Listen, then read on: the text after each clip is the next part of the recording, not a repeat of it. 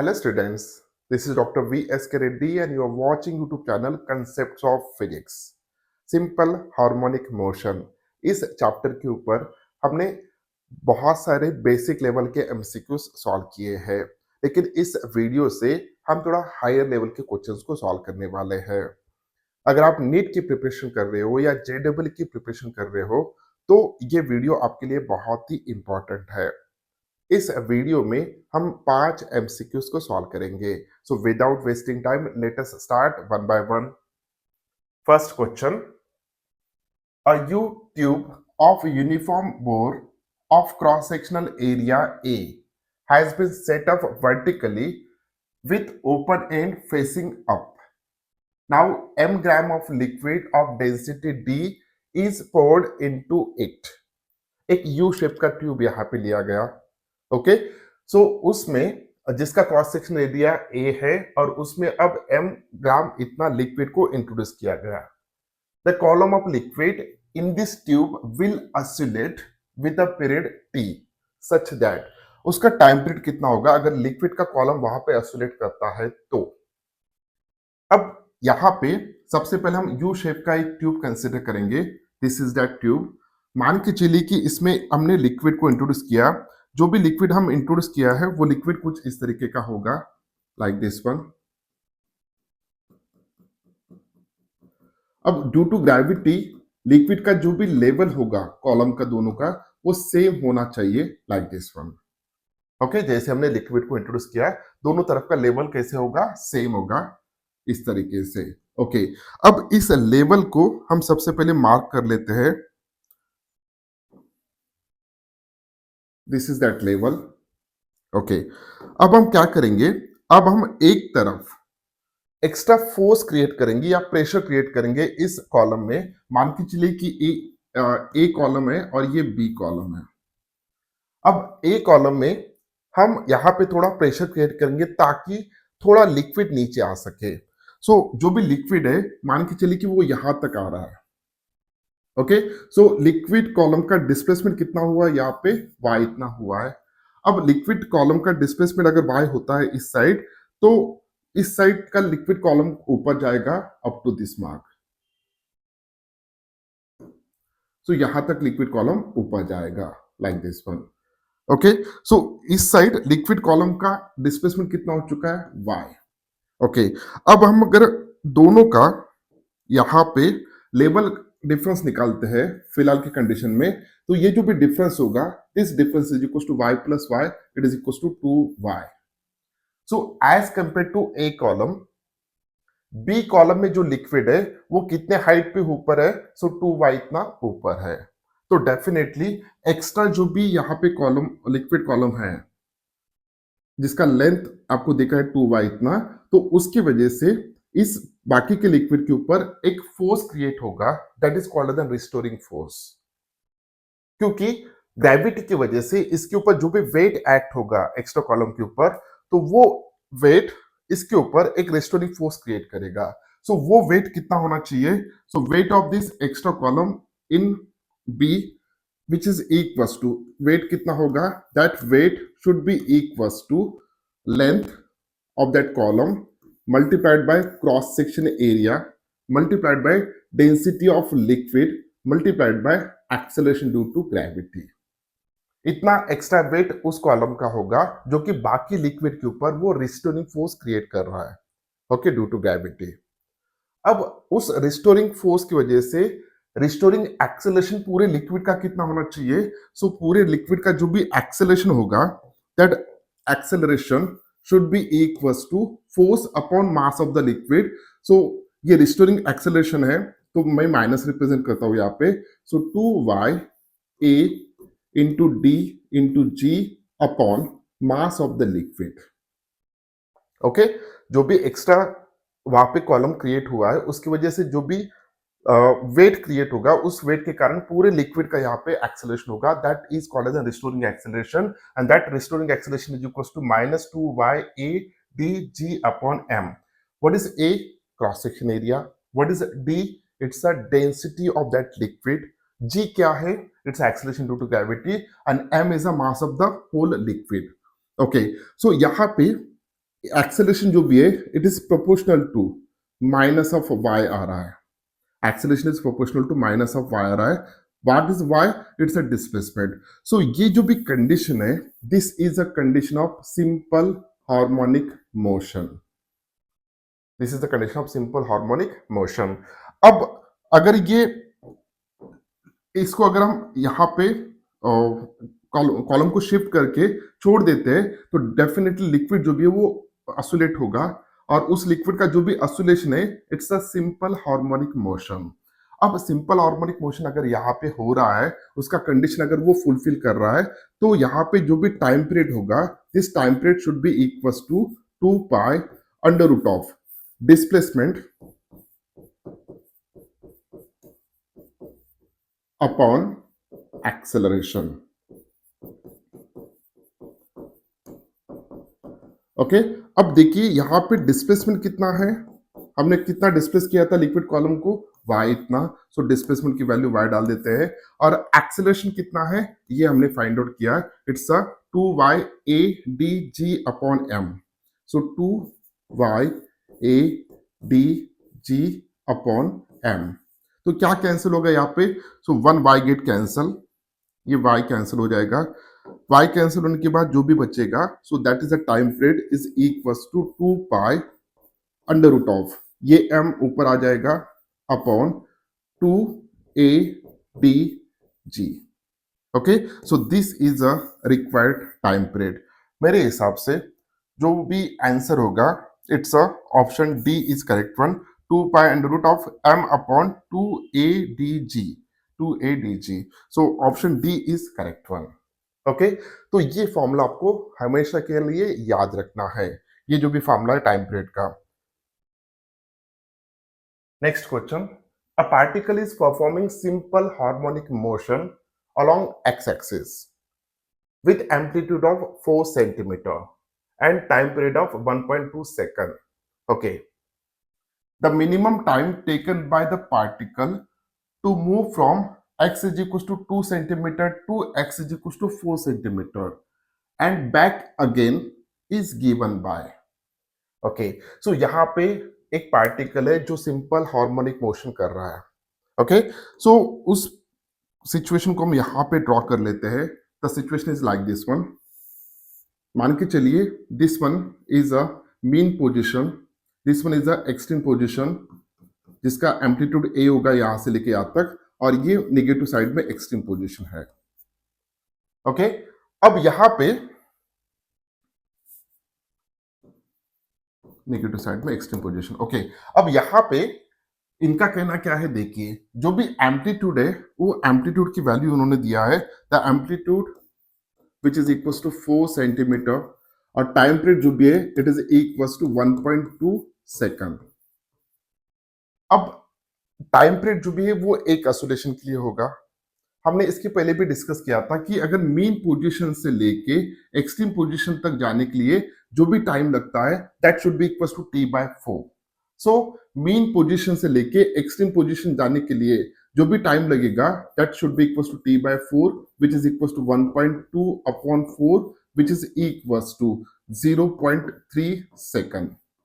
सो यहां से लेके यहां तक जाने के लिए टोटल टाइम कितना लग रहा है which is equal to 0.3 second. ये हम सबसे पहले यहाँ पे कैलकुलेट कर लेते हैं. ओके, अब यहाँ पे उन्होंने क्या पूछा है, देखिए जो भी पार्टिकल है it is move from x is equal to 2 centimetre to x is equal to 4 centimetre.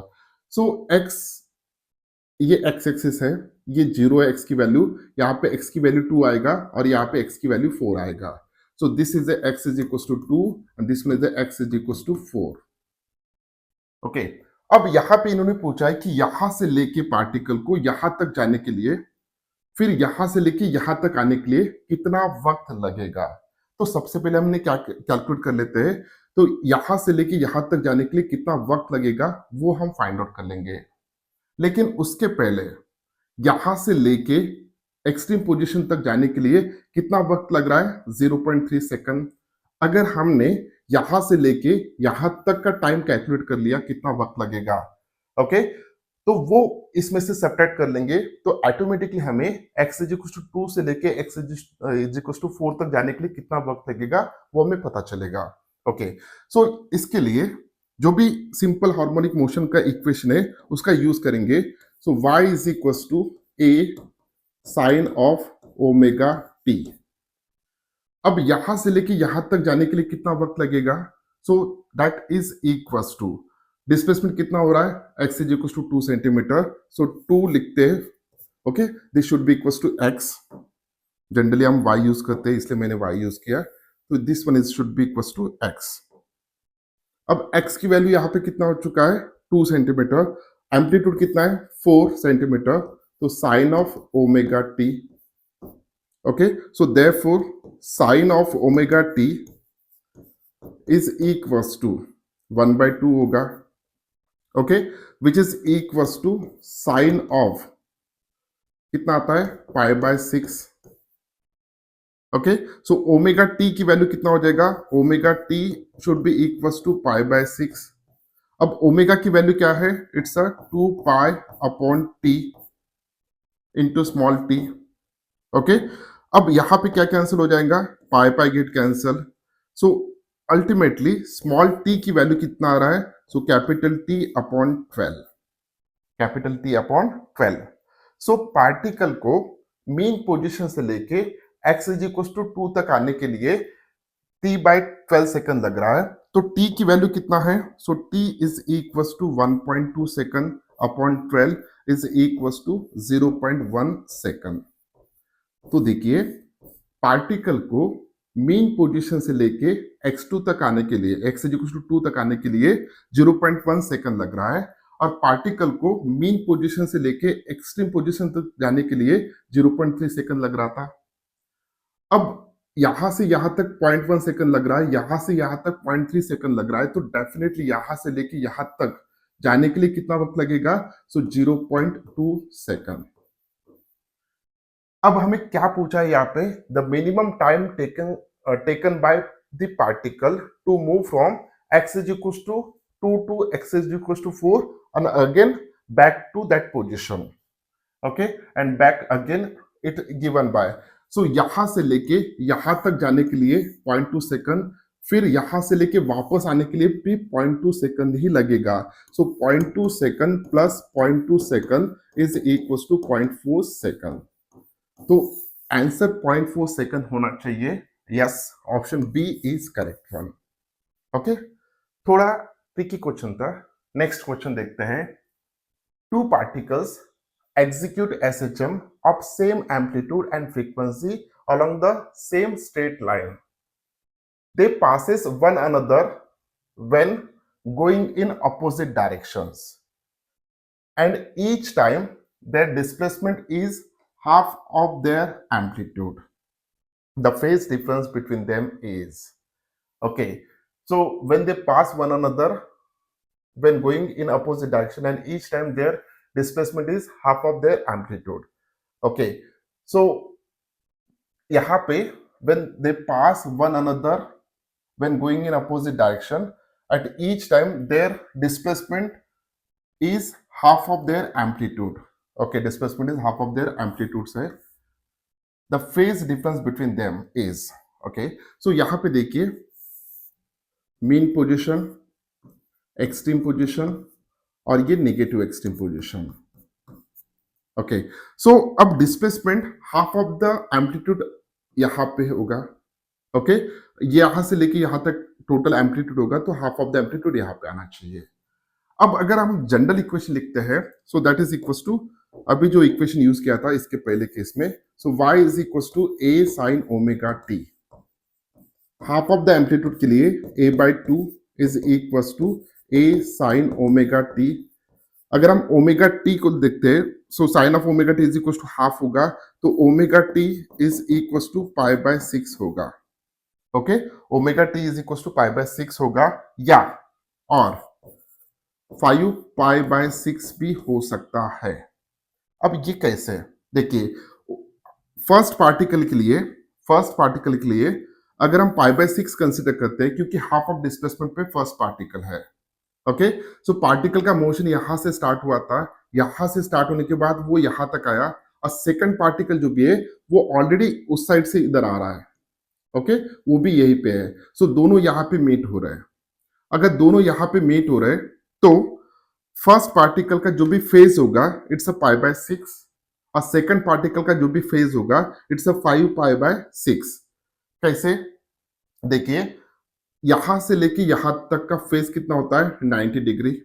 Okay, सो यहां से लेके फर्स्ट पार्टिकल को अगर हम देखते हैं तो यहां से लेके यहां तक का फेज कितना हो जाएगा, ये दिया है 5 बाय 6। 5 बाय 6 मीन्स कितना डिग्री होता है 30 डिग्री। ओके, अब सेकंड पार्टिकल जो भी है उसका मोशन यहां से स्टार्ट हुआ था, वो यहां तक गया, मीन्स कितना डिग्री किया उसने 90 डिग्री फेज किया है। फिर वापस यहां से लेके यहां तक आया है, सो कितना डिग्री किया है 60 डिग्री किया है। तो 90 प्लस 60 टोटल फेज उसका कितना हुआ है, इट्स इक्वल्स टू 150 और 150 डिग्री को हम यहाँ पे 5 पाई बाय 6 लेंगे, क्योंकि दोनों जो भी मीट हो रहे हैं, कहाँ पे मीट हो रहे हैं, हाफ ऑफ द डिस्प्लेसमेंट पे। तो और दोनों के डायरेक्शन अपोजिट है, क्योंकि फर्स्ट पार्टिकल जिसका फेज 30 डिग्री हो चुका है, जिसका फेज 30 डिग्री हो चुका है, वो पार्टिकल टुवर्ड्स पॉजिटिव एक्सट्रीम जा रहा है। और सेकंड पार्टिकल जो भी है जिसका फेज 5 पाई बाय 6 हो चुका है, मीन्स 150 डिग्री हो चुका है, वो अब किस डायरेक्शन में आ रहा है, towards the mean position. Okay, अब दोनों में फेज डिफरेंस कितना होगा, तो यहां पे हम इजीली कैलकुलेट कर सकते हैं दोनों में फेज डिफरेंस कितना होगा। So 150 minus 30 degree it should be equal to 120 degree, या इसके फॉर्म में करना है तो 5 pi by 6 minus pi by 6, this should be equals to कितना हो जाएगा ये, so this should be equals to 4 pi by 6 which is equals to 2 pi by 3 which is equals to okay 120 degree. Okay, so ये 120 degree आ रहा है, तो option D is correct one. So यहाँ पे दोनों का एम्पलीट्यूड सेम था, दोनों की फ्रीक्वेंसी सेम था, यानी ओमेगा सेम था। सिर्फ एक पार्टिकल टुवर्ड्स एक्सट्रीमेंट पे जा रहा है और दूसरा पार्टिकल टुवर्ड्स मीन पोजीशन पे आ रहा है। तो जो भी पार्टिकल मीन पोजीशन पे आ रहा है तो उसका फेज 150 डिग्री होना चाहिए, क्योंकि ऑलरेडी वो एक्सट्रीम एंड पे जा चुका है। 90 degree plus 60 degree it is equal to 150 degree. और सेकंड जो भी पार्टिकल हम कंसिडर करें उसका फेज 30 डिग्री हो चुका है, इसलिए यहाँ पे फेज डिफरेंस जो भी है 120 डिग्री आ रहा है। Next question, the displacement of a particle varies with time as x is equals to 12 sin omega t minus 16 sin cube omega t। सभी सेंटीमीटर में दिए है डिस्प्लेसमेंट जो भी है। If its motion is SHM then its maximum acceleration is, बहुत ही interesting है।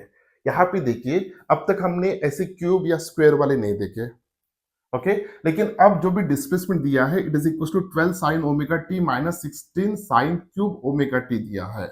So x is equal to 12 sine omega T minus 16 sine cube omega T. आपको मैथमेटिक्स के फॉर्मूले याद होना चाहिए। अब इस इक्वेशन को हम थोड़ा मैथमेटिक्स का यूज करके इसको छोटा इक्वेशन बना लेते हैं। अब आपको पता होना चाहिए कि sine of 3 theta is equals to 3 sine theta minus 4 sine cube theta. ये इक्वेशन आपको पता होना चाहिए, ये मैथमेटिकल का स्टैंडर्ड फॉर्मूला है। अब इस हिसाब से अगर इस इक्वेशन को हम थोड़ा चेंज कर लेते हैं, क्योंकि हमें ये इक्वेशन यूज करना है जो कि उसी फॉर्मेट में दिख रहा है, तो x इज इक्वल टू मैं क्या करूंगा यहाँ पे, सो यहाँ पे 4 कॉमन निकालूंगा। 4 अगर कॉमन निकालते हैं तो ब्रैकेट में क्या बचेगा 3 sine omega T minus 4 sine cube omega t.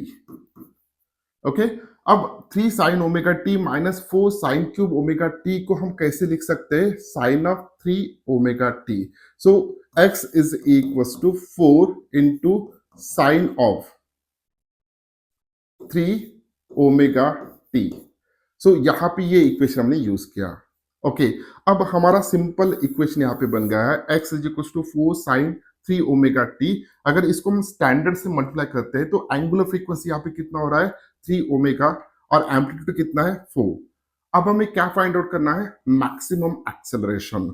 So A max is equals to omega square into a.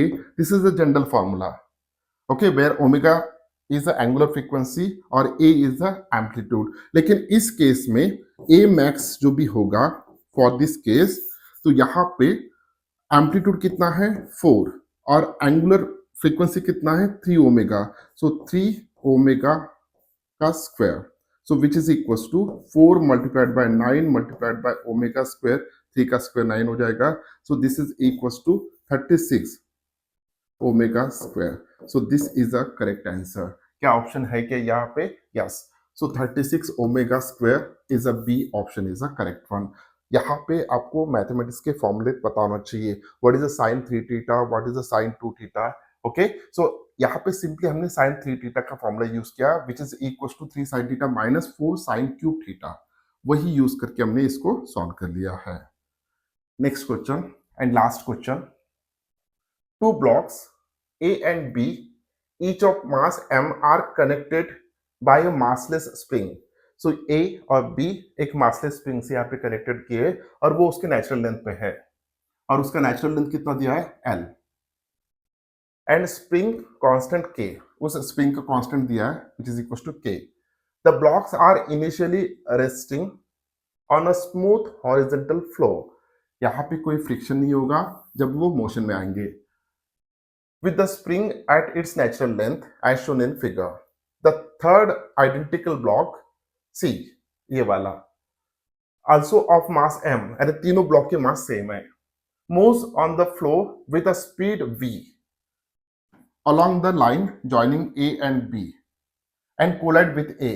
Then, okay, अब यहाँ पे देखिए ये दोनों ब्लॉक्स रखे थे, दोनों ब्लॉक्स जो भी है A and B के एक स्प्रिंग से कनेक्टेड थे।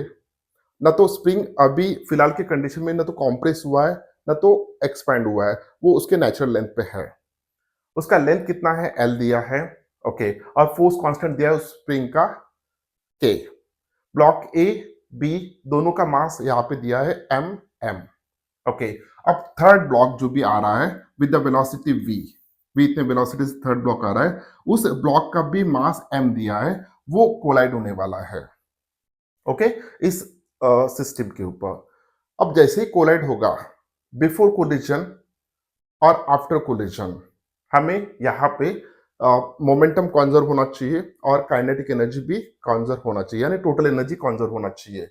अब इस सिचुएशन में हमें फाइंड आउट करना है, यहाँ पे 4 ऑप्शंस दिए हैं। Option A, the kinetic energy of A B system at maximum compression of the spring is 0, okay. तो जब कॉम्प्रेशन होगा, ओके, तो उसकी काइनेटिक एनर्जी 0 होगा, ऐसा इनका कहना है। B option, the kinetic energy of the A B system at maximum compression of the spring is mv square by 4.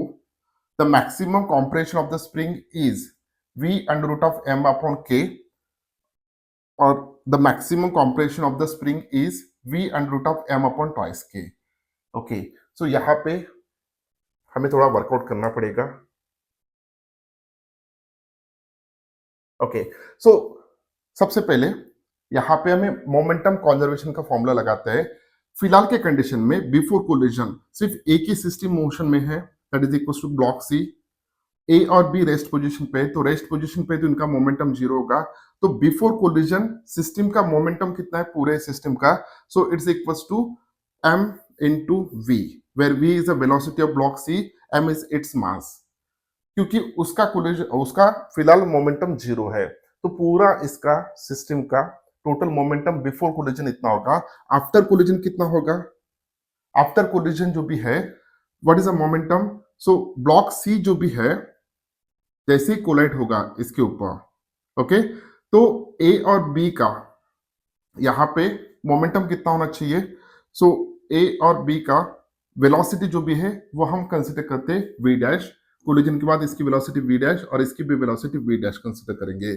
तो m v dash plus m v dash, so it is equal to twice m v dash. M get cancel, so therefore यहां से हमें निकल के आ रहा है, so v dash is equal to v by 2। ये एक इक्वेशन हमें निकल के आया। Okay, so before collision and after collision system का मोमेंटम कितना होगा वो हम यहाँ पे कॉन्जर्वेशन ऑफ मोमेंटम देख के v डैश की value, what is the v dash, velocity of a and velocity of b which is equal to v by 2।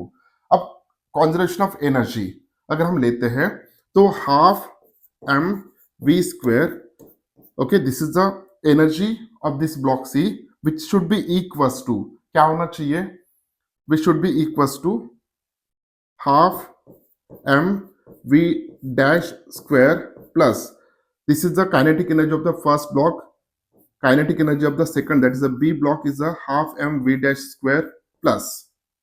अब यहाँ पे स्प्रिंग भी कॉम्प्रेस होगा, अगर स्प्रिंग कॉम्प्रेस हो रहा है तो कॉम्प्रेशन अगर हम x कंसिडर करते हैं तो उस केस में half a k into x square, where k is a force constant या स्प्रिंग कांस्टेंट और x जो भी है वो कॉम्प्रेशन है।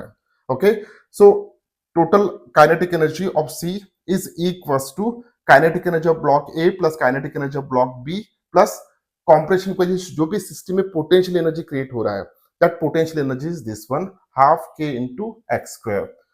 अब इसको हम अगर सॉल्व कर लेते हैं तो यहाँ पे this half half half get cancel, okay, चारों टर्म में हाफ है, सो एम वी स्क्वायर और v डैश की वैल्यू अगर सब्स्टिट्यूट कर देते हैं which is equal to v by 2, so m v square is equals to, यहाँ पे कितना आएगा, m v square by 4 plus m v square by 4 plus k into x square, okay, k into x square. सो यहाँ पे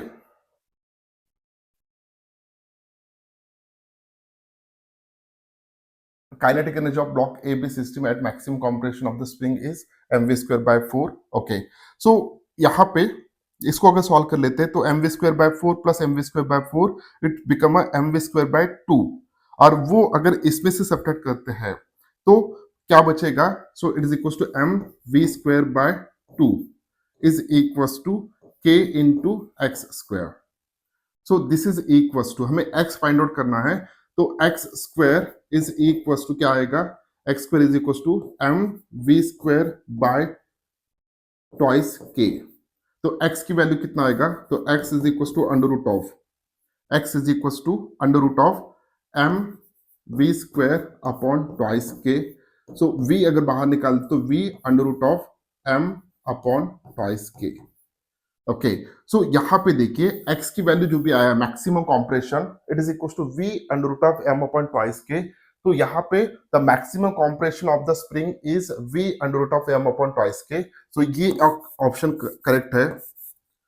अब kinetic energy of system, अगर ये value x की वैल्यू हम यहाँ पे सब्स्टिट्यूट करते हैं तो ये जो निकल के आएगा बाद में, ओके, ये जो भी निकल के आएगा this should be equals to kinetic energy of AB system at maximum compression of the spring is mv square by 4, इतना ही आएगा। Okay, so this is about the higher level questions on topic या on chapter simple harmonic motion. उम्मीद करता हूँ कि video आपको अच्छा लगा, अगर वीडियो अच्छा लगा तो वीडियो को लाइक कीजिए, अपने दोस्तों के साथ शेयर कीजिए और चैनल को सब्सक्राइब कीजिए। मिलते हैं नेक्स्ट वीडियो में, तब तक के लिए thank you very much, bye bye.